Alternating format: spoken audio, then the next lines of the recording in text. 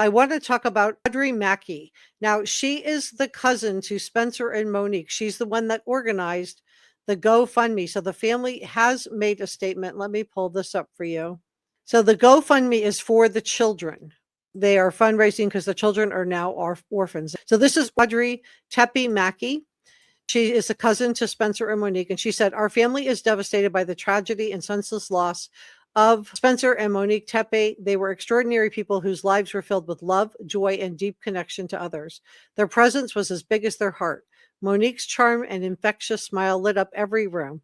She was warm with strength that inspired everyone around her. Spencer was the soul of every gathering, grand in personality, yet calm and steady. Together, they were truly remarkable inside and out.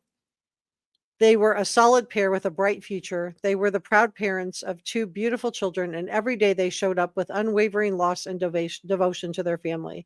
The abrupt loss of Spencer and Monique has changed daily life in ways that are still unfolding. This fund exists to provide stability and care for their children and the immediate family members who are supporting them during this time. The outpouring of love has meant more than words can express. Thank you for helping the children as the family together takes each day one step at a time." Now, she appeared, and let me pull this up. She has made one televised appearance, just so you know who is Audrey. So the 911 call where we had the one caller that was supposed to be from the house, we have learned that that caller was not, I repeat, was not Monique Tepe. So that was just, I don't know if police wrote the name down wrong. We know that they responded to the wrong address when people called for the welfare check. But I do want to show you guys, this is Mackey. So this is the only television appearance that I've seen her make so far. Tragedy. They were warm and welcoming and handled each day with such enthusiasm. They were just really kind and solid. They're a great couple. So that is, I just wanted to show you that little bit of a clip so you could know who wrote the GoFundMe. And this is for the kids. Aaron, you mentioned a person of interest. Is there any more info? Well, police say they believe the murders took place on December 30th between 2 and 5 a.m. in the morning. This person of interest that you see there in the surveillance footage was spotted in the area at the time.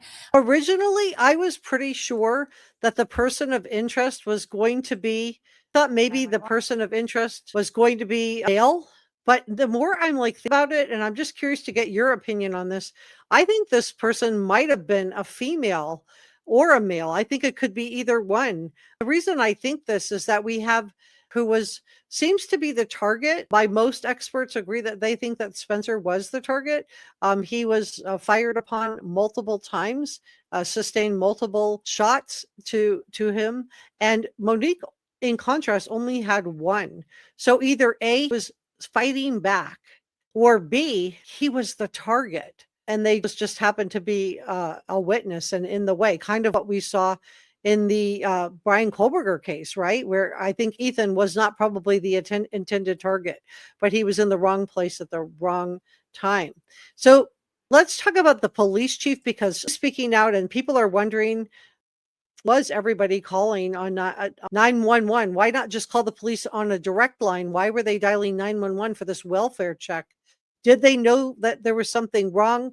Had there been a stalker or maybe some reports of somebody banging on Monique and Spencer's door?